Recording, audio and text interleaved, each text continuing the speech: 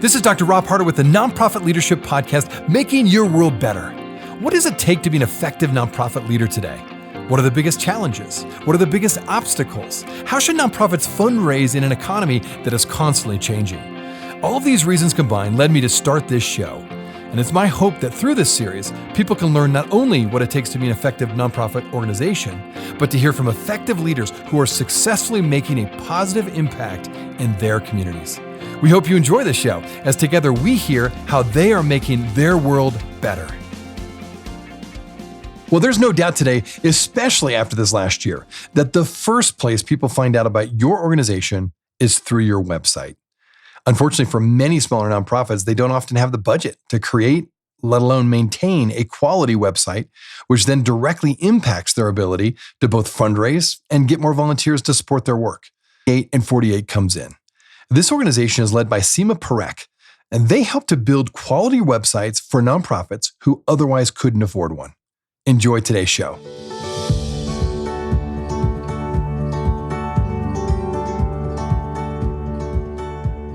Well, Sima, it's so fun to have you on the show today. For my audience, you'll want to know that Sima wears two primary hats. She currently has a full-time job in the for-profit world, while at the same time, she helps lead this nonprofit organization called 48 and 48. Sima, could you start out by sharing more about 48 and 48? How did it get started, and what is your mission all about? Fantastic. Well, thank you so much for having me, Rob. 48 and 48 was founded in 2015. The co-founders had this idea. They were going to bring skilled professionals together to give back to the community. And what they decided was our give back was going to be building a website for nonprofits, thereby increasing the digital footprint of that nonprofit and hoping that more people can find them for volunteers, for donors, and for services. So that was the master plan. It was only intended to be done for 1 year, but like any fantastic plan, as soon as the first one's over or before the first one's over, they had already had people asking, when are we doing this again? So that's how 48 and 48 actually started. And 48 and 48 means we build 48 websites in 48 hours with these skilled professionals. Our goal and our mission is to support these nonprofits with skills-based volunteerism so that they can be found and, by those that need them. We know from just a pure numbers perspective that if a nonprofit does not have a legitimate looking website, 75% of those donors will walk away. This is huge for small nonprofits that we work with because our nonprofits usually don't have the skill sets, the resources, or the funding to create their own websites. And we work with nonprofits in all areas, every category you can think of. And our nonprofits are small because they're under $3 million in revenue. Most of our nonprofits are less than $1 million in revenue. Numbers state that there's about 66% of nonprofits that are under $1 million. So that is our target. And that's how we're working with our volunteers to improve the world. I love the fact that you're really trying to help nonprofits that don't have the resources otherwise to have a solid website. That's a very noble vision. I also know that close to your heart are the issues of equity and diversity. In fact, one of my recent guests, Ursula Price, is doing fantastic work in New Orleans around the issues of racial equity and social justice.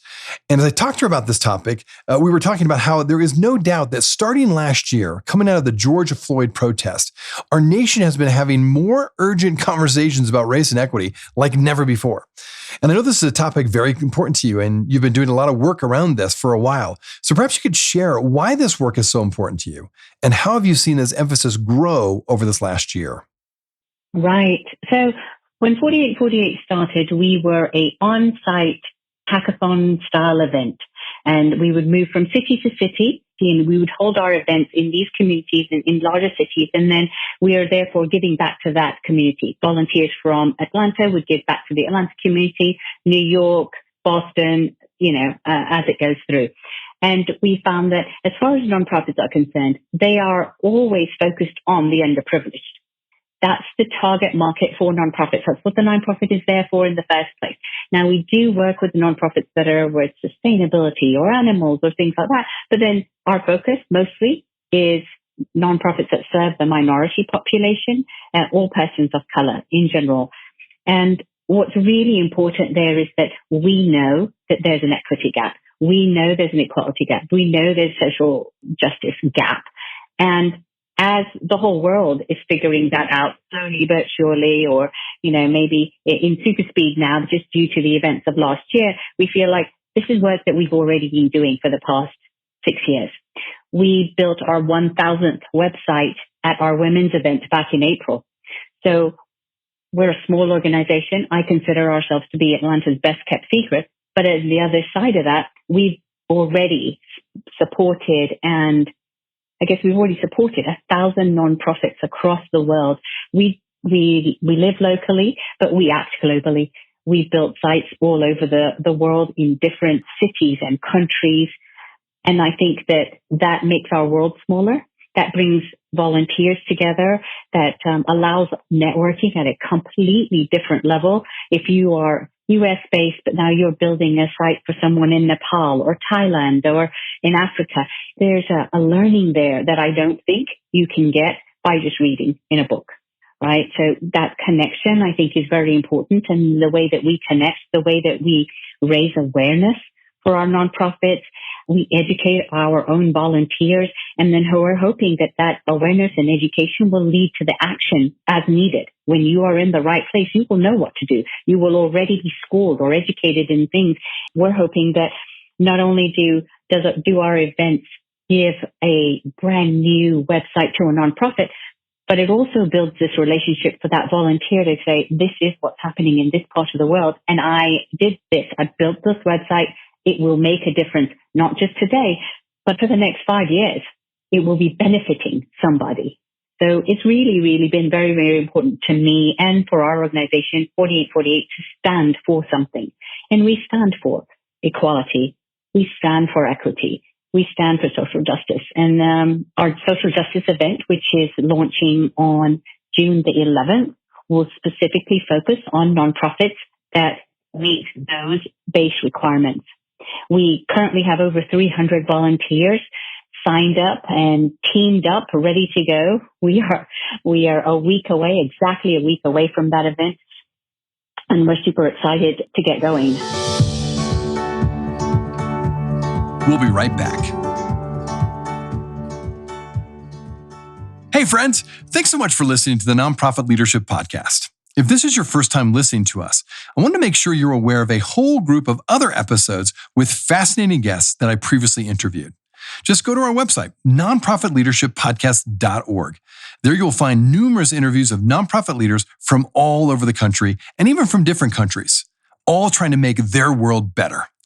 I also want to encourage you to like, subscribe, and share this podcast with others. This will help us get this great content out to more nonprofit leaders just like you. Now, finally, if you want to get my monthly email update that contains more resources in addition to these episodes, it's really easy. Just go to my website at nonprofitleadershippodcast.org and simply type your email address in the top right-hand box, and you'll be added to our monthly email update. And this way, you'll never miss any of the interviews or extra content from this show. And if you have any questions or comments, do not hesitate to email me. Thanks again for listening. Now back to the show.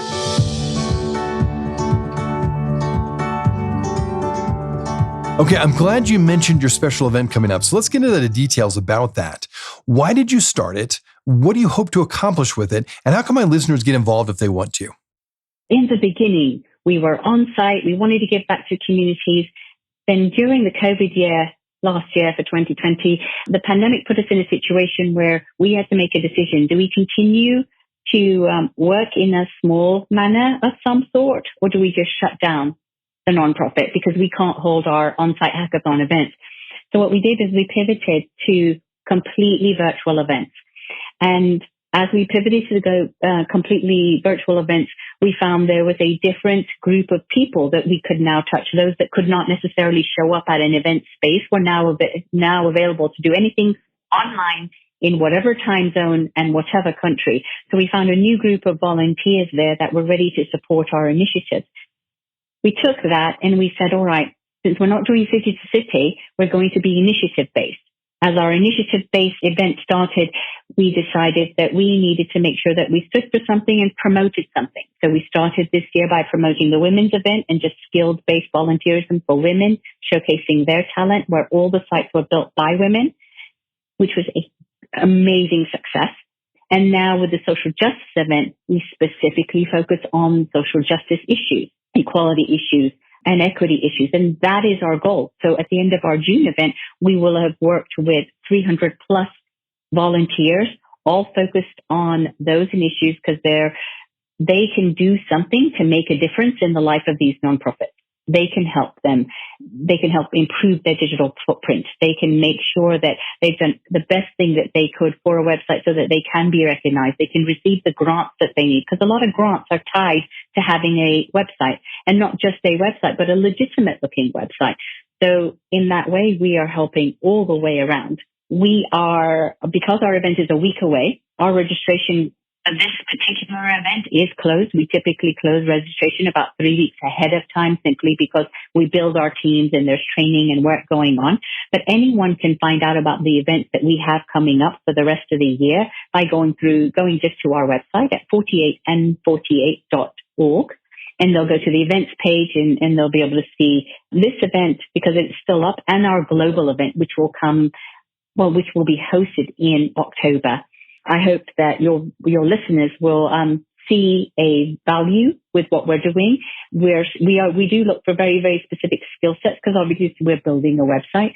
So we're looking for project managers, WordPress developers, content developers, UX or UI designers, and digital marketers. Those are our build team volunteers.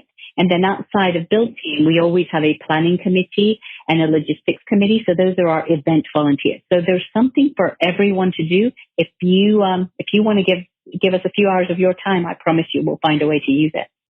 Well, volunteers are the heart of every nonprofit. What has been the best and most effective way for you to recruit these volunteers to build these websites? We rely a lot on our sponsors. So our sponsors for this year are Verizon, State Farm, Cox Enterprises, and IBM, our top sponsors for this year. And so we reach out to them. They bring volunteers in. Then we always have our email campaigns and social media campaigns out, and we have a lot of individuals that come from different organizations. And as our event is promoted via our newsletters or emails or social media, then we have additional people that are not necessarily affiliated with any company, individuals. They come together, we put them on a team, and they've met some new friends, and they build a fantastic website for a nonprofit. Well, it just appears that this event continues to grow, as does your organization. So I'm curious, where do you see 48 and 48 in, say, the next 3 to 5 years? What is your vision for the future? So in 2019, before COVID hit, we did 19 events across the US and our only international one, which was in London. So we did 19 events in 2019. Due to COVID and just changing everything, going completely virtual, we did 3 events in 2020. We will do 5 events this year, but they will be virtual. Next year, in 2022, we anticipate going to a more hybrid model, but we can bring our on-site events back on in play because those are incredible networking sessions for all of our volunteers. Building the website's great, but having that opportunity to meet people that you would otherwise not be able to meet is actually incredible. A lot of our volunteers who've never done an event before love our virtual events. Those who have done our on-site events, they love the virtual events, but they're waiting. When are we going to be in person again? And each of our events, they're large events because we'll have 500 people volunteering on site, but it's more like a small family reunion to where you go to every city and you kind of see some of the same people again and again. And it's actually really sweet to be able to connect, in multiple years with the same people. And then they bring someone else on. So there's a lot of word of mouth that goes on with our organization.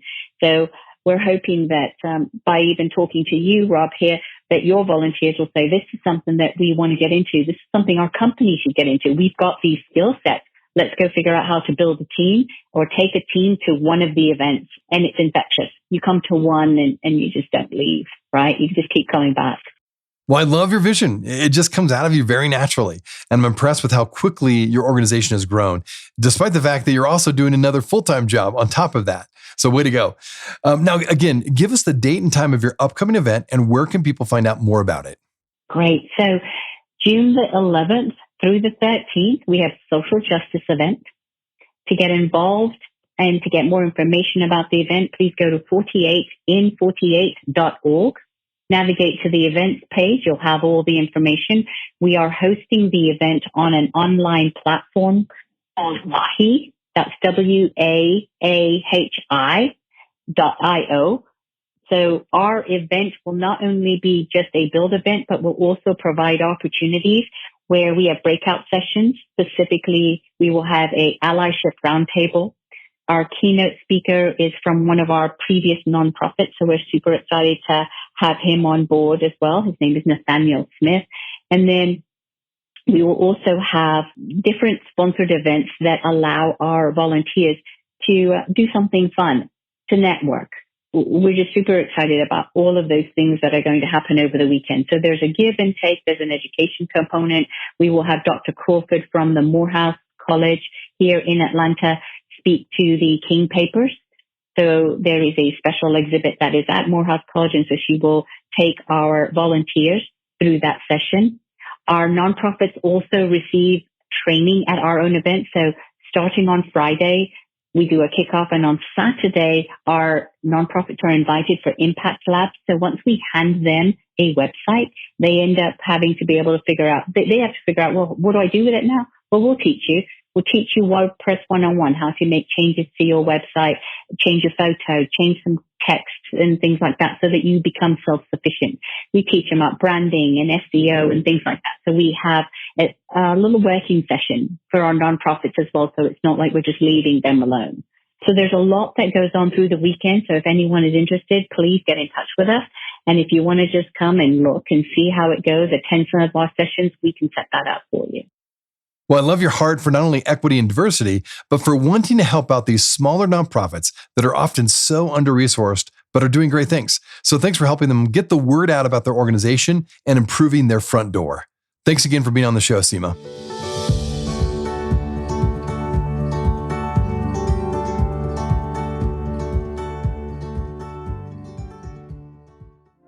Hey friends, I wanted you to know that this podcast can be found on both iTunes and Spotify. If you're wondering how to find it, just type in the words Nonprofit Leadership Podcast and this podcast should show up.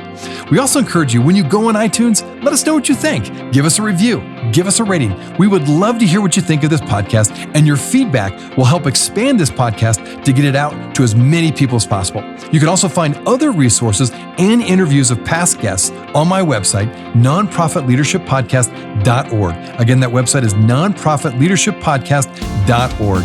Thanks again for listening, and until next time, keep making your world better.